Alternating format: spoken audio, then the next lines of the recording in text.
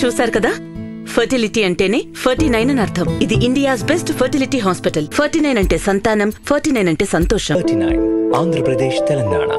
ప్రేక్షకులకు నమస్కారం. నేను మీ డాక్టర్ పిఎస్ సాగర్. నేను అక్యుపంక్చర్ అండ్ ట్రెడిషనల్ మెడిసిన్ ఎక్స్పర్ట్ని. గత 18 సంవత్సరాల నుంచి second life nature cure hospital, Banjara Hills road number 2లో ప్రాక్టీస్ చేస్తున్నాను. ఈరోజు మీకు అవగాహన కలిగించబోయే టాపిక్ వచ్చేసి అడిక్షన్స్, అంటే వ్యసనాలు. సో దాదాపు అంటే ఈ వ్యసనాలు అనేది ఎంత పెద్ద ప్రాబ్లం అనేది ఫస్ట్ మనం అర్థం చేసుకోవాలి. వ్యసనాలు అంటే చాలా రకాలు ఉన్నాయి. Alcohol, smoking, gutka, drugs, so ఈ మద్యపానం, ఇవన్నీ ఎన్నో ఉన్నాయి. కానీ మీకు తెలియని ఇంకెన్నో వ్యసనాలు కూడా ఉన్నాయి. అంటే చాలామందికి జూదం ఆడడం కానీ, చిన్నపిల్లలకి అంటే గేమ్స్ ఆడడం కానీ, లేకపోతే కొంతమందికి షాపింగ్ అని, రకరకాలుగా ఒక రకమైన మెంటల్ డిపెండెన్సీస్ అన్నిటిని కూడా మనం అడిక్షన్గా భావించవచ్చు. కానీ ఎక్కువ ప్రాణాంతకం అంటే మన ప్రాణానికి ప్రమాదకరమైనది వచ్చేసి alcohol, smoking, gutka, drugs. So ఈ వీటి వల్ల మనము దాదాపు చెప్పాలి అంటే ఒక 100 మంది చనిపోతే 30 మంది చనిపోవడానికి కారణం ఈ వ్యసనాలే. దాంట్లో ఈ వ్యసనాల్లో నంబర్ 1 కిల్లర్ వచ్చేసి స్మోకింగ్ హ్యాబిట్. అంటే స్మోకింగ్ వల్ల అతి ఎక్కువగా జనాలు చనిపోవడానికి ముఖ్య కారణం అయిపోయింది. దానివల్ల వాళ్ళకి స్ట్రోక్స్ వస్తున్నాయి, గుండె జబ్బులు వస్తున్నాయి, తర్వాత రకరకాల క్యాన్సర్స్ వస్తూ ఉన్నాయి. అండ్ అలాగే రెండవది అతిపెద్ద వ్యసనం వచ్చేసి ఆల్కహాల్ అండి. ఆల్కహాల్ వల్ల లివర్ డ్యామేజ్ అవుతూ ఉంది. తర్వాత వాళ్ళకి ఎన్నో రకాల స్ట్రోక్ కానీ, లేకపోతే క్యాన్సర్స్ కానీ ఇవి కూడా వస్తూ ఉన్నాయి. సో డ్రగ్స్ వల్ల అయితే మానసికంగా ఇంకా ఎక్కువ డ్యామేజ్ అయిపోయి పిల్లలు చాలామంది కూడా జీవితాలు కోల్పోతున్న విషయం మన అందరికీ తెలిసిందే. సో ఇది కేవలం ఒక రోగం అనుకుంటే కాదండి. ఇది ఒక మనిషికి సంబంధించింది కాదు. ఒక రోగం వస్తే ఒక మనిషి మాత్రమే అనుభవిస్తాడు. కానీ ఈ అడిక్షన్స్ అనేవి మొత్తం ఎంటైర్ ఫ్యామిలీ మొత్తం కూడా సఫర్ అవుతుంది. ఒక జనరేషన్ సఫర్ అవుతుంది. ఇంకా లిమిట్స్ దాటితే అక్కడ ఉన్న చుట్టుముట్టు ఉన్న సొసైటీ కూడా డిస్టర్బ్ అయ్యే అవకాశం ఉంది. ఎందుకంటే వీళ్ళ వల్ల ఏమవుతుందంటే లిమిట్స్ దాటితే వీళ్ళు క్రిమినల్స్గా మారచ్చు, లేదా డివోర్సులు తీసుకోవచ్చు, ఇంట్లో గొడవలు ఎక్కువ చేయొచ్చు, పక్క వాళ్ళని ఇబ్బంది పెట్టచ్చు, అలాగే యాక్సిడెంట్స్ అవ్వచ్చు వీళ్ళ వల్ల.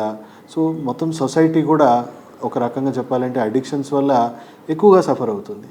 సో అడిక్షన్స్కి కల వైద్యం ఏంటి, ఎలాంటి వైద్యం అందుబాటులో ఉంది అని మనం చూసుకుంటే, దాదాపు ఇప్పుడున్న వైద్యం ఏదైతే అంటే మనకు అందుబాటులో చుట్టుముట్టు ఉన్న సైకియాట్రిస్టులు కానీ వాళ్ళు ఇచ్చే వైద్యం గురించి మనం మాట్లాడుకుంటే, బేసిక్ ఫస్ట్ లెవెల్లో ఉన్నప్పుడు కౌన్సిలింగ్స్ ఇస్తూ ఉంటారు. తర్వాత కొంతమంది పార్షల్గా అడ్మిట్ చేసుకుంటారు, డి అడిక్షన్ సెంటర్స్లో అడ్మిట్ చేసుకుంటారు, లేదా అప్పుడప్పుడు అడ్మిట్ చేయడం కానీ, మెడిసిన్స్ వాడడం కానీ ఉంటుంది. మరీ తీవ్రంగా ఉంటే ఎక్కువ కాలం అడ్మిట్ చేయమని చెప్తూ ఉంటారు. సో ఏ డాక్టర్నైనా మీరు స్పష్టంగా అడగండి, మందుల ద్వారా కానీ, లేదా మిమ్మల్ని డి అడిక్షన్ సెంటర్లో ఉంచడంలో కానీ వాళ్ళలో ఎలాంటి మార్పు ఏమైనా వస్తుందా అని మీరు స్పష్టంగా ఏ సైకియాట్రిస్ట్ని, ఏ డాక్టర్ని అడిగినా వాళ్ళు లాస్ట్కి చెప్పేది ఒకటే, పేషెంట్కి మారాలి అని అనుకుంటేనే మారుతాడు, కానీ లేకపోతే మారే అవకాశమే లేదు. అంటే మారాలి అని ఎంతమంది పేషెంట్స్కి ఉంటుంది అని అంటే 100లో 5 మందికి కూడా ఉండడం చాలా కష్టం. సో అలా మారాలి అని వాళ్ళకు ఉంటే మీరు చెప్పిన మాట కూడా వింటారు. ఎలాంటి దానికైనా వాళ్ళు తొందరగా బయటపడడానికి హెల్ప్ అవుతారు. దానికి ప్రత్యేకంగా పెద్ద ట్రీట్మెంట్స్ కానీ ఏది కూడా అవసరం ఉండదు. సో ఇక్కడ ఒక రకంగా చెప్పాలి అని అంటే నిరాశ, నిస్పృహ, అంటే ఒక క్యాన్సర్ కన్నా అప్పుడప్పుడు సక్సెస్ అవుతుందేమో, కానీ ఈ వ్యసనంలో ఉన్న వాళ్ళకి సక్సెస్ అవ్వదు అనే ఒక నిరాశ, నిస్పృహ సొసైటీలో విపరీతంగా పెరిగిపోతూ ఉంది. అండ్ ఒక రకంగా దీని ఆదాయ మార్గంగా చూసుకుంటున్న గవర్నమెంట్స్ అన్నీ కూడా ఇంకా దీన్ని పెంచి ప్రోత్సహిస్తూ ఉంది. ఓ రకంగా బాగా ఉన్నోడు వెళ్ళి 5 స్టార్ హోటల్లో తాగితే ఎలాంటి ప్రాబ్లం లేదు, కానీ లేని వాళ్ళు ఎక్కువగా దీనికి బానిస అవుతూ ఉన్నారు. ఫ్యామిలీ వ్యవస్థ పూర్తిగా కుప్పగూలిపోతూ ఉంది. అన్ని రకాల ఆర్థికంగా, శారీరకంగా, మానసికంగా అందరూ కూడా డ్యామేజ్ అవుతున్నారు. చూసుకుందాం. సో ఈ ట్రెడిషనల్ మెడిసిన్లో WHO ఒక వైద్యం ఉంది. మనకి వేల సంవత్సరాల నుంచి ఉన్న ప్రాబ్లమే, ఇదేమి కొత్త ప్రాబ్లం ఏం కాదు. ఈ వ్యసనాలు అనేవి అప్పుడు కూడా ఉన్నాయి, ఇప్పుడు కూడా ఉన్నాయి. ఇప్పుడు కొంచెం లిమిట్ దాటి ఉన్నాయి అనుకుందాం. సో ఈ మన సాంప్రదాయ వైద్యాల్లో దీనికి ఒక చక్కటి పరిష్కారం అనేది వేల సంవత్సరాల నుంచి ఉంది. ఆ పరిష్కారం మీద పరిశోధనలు చేసి ఏ సైడ్ ఎఫెక్ట్స్ లేకుండా ఒక అద్భుతమైన వైద్యం అందుబాటులో ఉంది. ఆ వైద్యం అమెరికాలో లింకన్ హాస్పిటల్లో దీని మీద రీసెర్చ్ కండక్ట్ చేసి ప్రపంచవ్యాప్తంగా WHO ద్వారా ఇప్పుడు దాదాపు 180 దేశాల పైగా ఈ వైద్యం అనేది విస్తరిస్తూ ఉంది. కమ్యూనిటీ వెల్నెస్ సెంటర్స్ కూడా వెళ్తూ ఉంది. ఆ వైద్యం మొట్టమొదటిసారిగా డాక్టర్ మైకిల్ స్మిత్ హైదరాబాద్కి తీసుకురావడం జరిగింది. ఆయన ద్వారా నేను ఇక్కడ పరిచయం చేయడం జరిగింది. దాదాపు ఈ 14 సంవత్సరాల నుంచి మనం ఇస్తూ ఉన్నాము ఈ వైద్యము. అండ్ మోర్ దెన్ 45,000 పేషెంట్స్ సక్సెస్ఫుల్గా మన దగ్గర క్యూర్ అయ్యారు. కొన్ని ఊర్లే మనము కంప్లీట్గా సక్సెస్ చేసాం. దీంట్లో ఉన్న బెస్ట్ అంటే పార్ట్ ఏంటి అని అంటే పేషెంట్ మీద ఎలాంటి మానసిక ఒత్తిడి అనేది మనం లేకుండా, అంటే అడ్మిట్ చేసుకోవాల్సిన అవసరం దాదాపు 95% ఏ పేషెంట్కి కూడా అవసరం పడదు. అండ్ పేషెంట్కి తెలిసి చేయొచ్చు, తెలియకుండా చేయొచ్చు. ఇక్కడ చూసుకుంటే మనకు 3 కేటగిరీలు ఉంటారు మా దగ్గరికి వచ్చే పేషెంట్స్. 70 to 80% పేషెంట్స్ అసలు విల్లింగ్ ఉండరు, వాళ్ళు ఏ వైద్యానికి కూడా సహకరించరు, వాళ్ళు రావడానికి కూడా సిద్ధంగా ఉండరు. సో అలాంటి పేషెంట్సే ఎక్కువ శాతం ఉంటారు. సో అలాంటప్పుడు పేషెంట్ కేర్ టేకర్స్కి మేము చెప్పేది ఏంటంటే పేషెంట్ తెలియకుండానే మీరు రావాలి మా దగ్గరికి. పేషెంట్ పరిస్థితి పూర్తిగా మాకు చెప్పాలి, వాళ్ళ ఆరోగ్య పరిస్థితి కానీ మానసికంగా ఎలా ఉంటారు, వాళ్ళ వ్యవహార శైలి ఏంటి అనేది పూర్తిగా మాకు అవగాహన కలిగిస్తే పేషెంట్ కేర్ టేకర్స్ ద్వారానే మేము కొన్ని సేఫ్ మెడిసిన్స్, ఎలాంటి సైడ్ ఎఫెక్ట్స్ లేని ఔషధ మొక్కల నుంచి తీసింది, ఫ్రూట్స్ నుంచి తీసింది, వెజిటేబుల్స్ నుంచి తీసింది, సో ఎలాంటి టాక్సిసిటీ లేని మెడిసిన్స్ మాత్రమే మేము ఇక్కడ ఇస్తాము. సో ఏ సైడ్ ఎఫెక్ట్స్ ఉండవు, అనుకోకుండా ఇంట్లో చిన్నపిల్లలు తిన్నా కూడా ఎలాంటి సైడ్ ఎఫెక్ట్స్ లేని మెడిసిన్స్ ఇస్తాము. సో పేషెంట్కి తెలియకుండా వాళ్ళ ఫుడ్లో, వాళ్ళు తినే ఆహారంలో, తాగే నీళ్ళలో, స్నానం చేసే నీళ్ళలో ఎక్కడ రంగు రుచి మారకుండా పేషెంట్కి తెలియకుండానే మనం ఆ మెడిసిన్స్ అనేవి ఇవ్వచ్చు. సో పేషెంట్ 15 రోజుల నుంచి 25 రోజుల్లోనే తెలియకుండానే క్వాంటిటీ తగ్గించుకుంటూ ఉంటారు. వాళ్ళకి నచ్చని కూర తింటే ఎలా ఉంటుంది అలాంటి ఫీలింగ్స్ వాళ్ళకి దాని మీద క్రియేట్ అవుతూ ఉంటాయి. సో మెల్లిగా ఒకవేళ ఆల్కహాల్ అడిక్షన్ అనుకోండి, వాళ్ళకు 50% అన్న వాళ్ళంతలో వాళ్ళే తెలియకుండా తగ్గించుకోవాల్సిన పరిస్థితి వస్తుంది.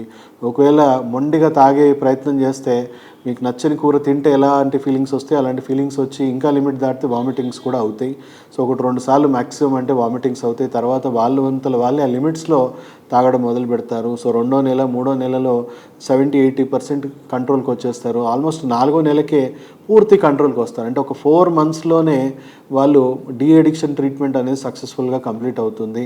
ఫిజికల్గా ఆపేస్తారు. తర్వాత రీహాబిలిటేషన్ ట్రీట్మెంట్, బాగా క్రానిక్ ఉన్న వాళ్ళకి మాత్రం రీహాబిలిటేషన్ ట్రీట్మెంట్ కంటిన్యూ చేయమంటాం. అంటే అప్పుడప్పుడు తాగే వాళ్ళు, వారానికి 1-2 సార్లు తాగే వాళ్ళకు మనకు 1 to 3 months లోపే క్యూర్ అవుతారు. బట్ సంవత్సరాల కొద్దీ 10 సంవత్సరాలు 20-30 సంవత్సరాల నుంచి తీవ్రమైన అడిక్షన్స్లో ఉన్న వాళ్ళకి మాత్రం మనం first stage treatment, de addiction treatment complete అయ్యాక సెకండ్ స్టేజ్ రీహాబిలిటేషన్ ట్రీట్మెంట్ కూడా కంటిన్యూ చేయమంటాం. అంటే ఏం లేదు, ఇంకా కొన్ని మందులు లాంగ్ టర్మ్ ఒక 6 months అట్లా కంటిన్యూ చేయాల్సింది ఉంటుంది. దానివల్ల కలిగే ప్రయోజనాలు ఏంటంటే పేషెంట్ మళ్ళీ ఆ అడిక్షన్ వైపు వెళ్లకుండా అది మెయింటైన్ చేస్తుంది. వాళ్ళకు డ్యామేజ్, అంటే మెయిన్ ప్రాబ్లం ఏంటంటే ఆల్కహాల్, స్మోకింగ్, ఇది చేసిన డ్యామేజ్ వాళ్ళు మానసికంగా, శారీరకంగా దాన్ని బానిసగా మారుస్తుంది. సో ఆ డ్యామేజ్ని కూడా మనము ఈ 4 to 6 monthsలో క్లియర్ చేస్తూ ఉంటాము. శారీరకంగా, మానసికంగా వాళ్ళు పూర్తిగా ఆరోగ్యంగా మారుతూ ఉంటారు. అండ్ ఇది లేకుండా లైఫ్ ఎలా బతకాలి అనేది, నార్మల్ లైఫ్ ఎలా బతకాలి అనేది మెల్లిమెల్లిగా నేర్చుకుంటూ ఉంటారు, అలవర్చుకుంటూ ఉంటారు. సో మళ్ళీ నార్మల్ లైఫ్కి అడ్జస్ట్ అయిపోయేలాగా వాళ్ళని ఆ విధంగా మెడిసిన్స్ అనేవి మారుస్తూ ఉంటుంది. సో ఆ విధంగా పేషెంట్ పూర్తిగా మారిపోతున్నారు. 90% పేషెంట్స్లో మళ్ళీ రిలాప్సెస్ కూడా లేవు, మళ్ళీ దానివైపు వెళ్ళాలనే ఆలోచన కూడా లేదు. వాళ్ళు పూర్తి స్థాయిలో దాని మీద అన్ని రకాలుగా విరక్తి అనేది వచ్చేసి ఆపేస్తున్నారు. సో ఒక 10% పేషెంట్స్లో 1 year, 2 years, 5 years తర్వాత, లాంగ్ టర్మ్ తర్వాత మళ్ళీ లైట్గా సోషల్ డ్రింకింగ్, సోషల్గా అలవాటు చేసుకోవడము, అప్పుడప్పుడు తాగడం అనేది స్టార్ట్ చేసిన వెంటనే కొద్దిగా ఒక 1 month, 2 months basic maintenance treatment ఇస్తే సరిపోతుంది. వాళ్ళు బానిసగా ఉండరు కాబట్టి తొందరగా ఆపేస్తారు. దాని మీద అసహ్యం వచ్చేసి తొందరగా మానేసేలాగా మెయింటెనెన్స్ ట్రీట్మెంట్ ఇస్తే ఆ 10% పేషెంట్స్లో కూడా మళ్ళీ రిలాప్స్ అనేది లేకుండా వాళ్ళు మళ్ళీ నార్మల్ లైఫ్కి వచ్చేస్తారు. సో హైలీ సక్సెస్ఫుల్ ట్రీట్మెంట్ అండి ఇది. ప్రపంచంలోనే బెస్ట్ ట్రీట్మెంట్గా దీన్ని పరిగణించారు. WHO కూడా దీన్ని సపోర్ట్ చేస్తుంది, ఎందుకంటే ఎలాంటి సైడ్ ఎఫెక్ట్స్ లేవు. అండ్ ఆర్థికంగా కూడా మనం అడ్మిట్ చేయడము, వాళ్ళని కాస్ట్లీ డాక్టర్స్ని హైర్ చేసుకోవడం, ట్రీట్మెంట్స్ చేయడము, అండ్ ఇలాంటి ప్రయోజనం లేని వైద్యం ఇచ్చి లక్షలు ఖర్చు పెట్టుకునే కంటే కొన్ని 100,000లనే మనకి చక్కటి వైద్యం, సక్సెస్ఫుల్ వైద్యం అనేది అందుతూ ఉంది. అండ్ ఇక్కడ చూసుకుంటే అలా స్మోకింగ్ పరంగా కానీ డ్రగ్స్ పరంగా కానీ కొంత టైం అటు ఇటు ఉంటుంది, బట్ వాళ్ళలో కూడా మంచి రెస్పాన్స్ అనేది వస్తుంది. సో పేషెంట్కి ఆర్థిక భారం లేకుండా, ఫ్యామిలీకి ఎలాంటి ఆర్థిక భారం లేకుండా పేదవాళ్ళ నుంచి హై క్లాస్ వరకు అందరూ కూడా ఈ వైద్యాన్ని స్వీకరించవచ్చు, తీసుకోవచ్చు. సో ఈ వైద్యం మనకి second life nature cure hospital, Banjara road number 2లో అందుబాటులో ఉంది. ఎవరైనా కూడా సంప్రదించవచ్చు. కింద ఉన్న నంబర్లను సంప్రదించి మీరు ఆన్లైన్ కన్సల్టేషన్ ద్వారా, అంటే మీరు అస్సలు రాలేని పరిస్థితిలో ఉన్నా కూడా మీరు ఆన్లైన్ కన్సల్టేషన్ ద్వారా కూడా మీరు చేయొచ్చు. లేదు రాగలిగే పరిస్థితులు ఉన్న వాళ్ళు తప్పకుండా రండి. సో మీకు చెప్పినట్టు 70 to 80% పరిస్థితి ఇదే. ఒక 20% to 30% పేషెంట్స్ వస్తారు. దాంట్లో ఒక 10% సార్ నేను మానేయాలనుకుంటున్నాను బట్ మానలేని పరిస్థితిలో ఉన్నాను, ఎందుకంటే నాకు ఆరోగ్యం సహకరించట్లేదు, నాకు ఫిట్స్ వచ్చేస్తున్నాయి, మానేస్తే స్ట్రోక్ సిమ్టమ్స్ వస్తున్నాయి అని వాళ్ళకి. సో వాళ్ళకి ప్యారలల్గా అడిక్షన్ ట్రీట్మెంట్తో పాటు వాళ్ళ హెల్త్ని పూర్తిగా స్ట్రోక్ ప్రివెన్షన్ ట్రీట్మెంట్ కానీ, ఆ నరాలు డ్యామేజ్ అయిన నరాలను మళ్ళీ రీజనరేటివ్ ట్రీట్మెంట్స్ కానీ ఇచ్చుకుంటూ వాళ్ళని ఆ 10% పేషెంట్స్ని మనం రికవర్ చేస్తాము. ఓ 20% పేషెంట్స్ ఎలా ఉంటారంటే బలవంతంగా ఫ్యామిలీ మెంబర్స్ పట్టుకొని వస్తారు. సో అలాంటి వాళ్ళకి కూడా మనం వైద్యం ఇవ్వడం జరుగుతుంది. సో పేషెంట్ వాళ్ళకి ముందే కేర్ టేకర్స్కి చెప్పడం జరుగుతుంది, పేషెంట్ పూర్తి నాన్ కోఆపరేటివ్ ఉన్నారు, విన్నని రోజులు మీరు కరెక్ట్గా ఈ మెడిసిన్స్ వేయండి, వినని పక్షాన ఈ మెడిసిన్స్ తెలియకుండా వేయండి అని చెప్పేసి మనం అలాంటి కేసెస్ని కూడా మనం పర్ఫెక్ట్గా డీల్ చేయడం జరుగుతుంది. అలాంటి వాళ్ళని కూడా తెలిసి తెలియకుండా రెండు రకాలుగా వాళ్ళకి వైద్యం ఇవ్వచ్చు. కానీ తెలిసి అనుకోండి మాకు అడ్వాంటేజెస్ ఎక్కువ ఉంటాయి, ఎందుకంటే పేషెంట్ ఆరోగ్య పరిస్థితి మానసికంగా ఎలా ఉన్నారో కూడా మాకు పూర్తి అవగాహన ఉంటుంది. సో ఎన్నో ఆక్యుపంక్చర్ ట్రీట్మెంట్స్, నాడా ప్రోటోకాల్ అంటే ఎన్నో ప్రోటోకాల్స్ ఉన్నాయి. దానివల్ల మన మానసికంగా శారీరకంగా ఉన్న సమస్యలను కూడా సరిచేయడానికి మాకు చాలా హెల్ప్ అవుతుంది. సో ఇలా మనం ప్రతి పేషెంట్ కూడా ఈ అడిక్షన్ ట్రీట్మెంట్ అనేది, అంటే ఆల్కహాల్, స్మోకింగ్, గుట్కా, డ్రగ్స్ అన్నిటికీ కూడా వ్యసనాలకి మంచి ట్రీట్మెంట్ ఇవ్వచ్చు. మీరు అడగవచ్చు సార్ మరి మిగతా వ్యసనాలు ఏంటి, అవి ప్రాణాంతకం కాని వ్యసనాల గురించి ఏంటి సార్ అంటే, ఈ గేమింగ్, చిన్నపిల్లలకు గేమ్స్ ఎక్కువగా అలవాటు అయిపోయాయి. సో వాళ్ళకు కూడా చాలా చక్కటి ట్రీట్మెంట్ ఉంది, వాళ్ళకి ఏం మెడిసిన్స్ అవసరం లేదు. వారానికి ఒకసారి అలా కొన్ని సెషన్స్ తీసుకొస్తే వాళ్ళకి అడిక్షన్ అనేది కంట్రోల్ అవుతుంది, అంటే దానికి బానిసగా మారే మనస్తత్వం అనేది మారిపోతుంది. అలా లేడీస్కి చాలామందికి షాపింగ్ కానీ అలాంటి ఏం అడిక్షన్స్ ఉన్నా కూడా మనకి నాడా ప్రోటోకాల్ అనేది ఒక చక్కటి పరిష్కారం. సో ఎవరైనా కూడా ఈ అడిక్షన్స్తో సఫర్ అవుతున్న ఫ్యామిలీస్ ఎవరున్నా, మీకు తెలిసిన వాళ్ళు ఉన్నా, వాళ్ళకి దయచేసి ఈ వీడియోని ప్రతి ఒక్కరికి షేర్ చేయండి. ఎందుకంటే ఎన్నో ఫ్యామిలీస్ కంప్లీట్గా వాళ్ళ జీవితాన్ని కోల్పోతూ ఉన్నారు ఈ వ్యసనాలు. సో 100లో 30 మంది చనిపోవడానికి పెద్ద కారణం. సో కోవిడ్ ఇవన్నీ చాలా చిన్న, మిగతా రోగాలన్నీ చాలా చిన్నవండి. ఇదే పెద్ద ప్రాబ్లం, సొసైటీని పీడిస్తున్న అతిపెద్ద ప్రాబ్లంగా మనం దీన్ని పరిగణించవచ్చు. దయచేసి ఈ వీడియోని ప్రతి ఇంటికి చేర్చాలని, ప్రతి ఒక్కరికి షేర్ చేయాలని కోరుకుంటూ సెలవు తీసుకుంటూ మీ డాక్టర్ సాగర్.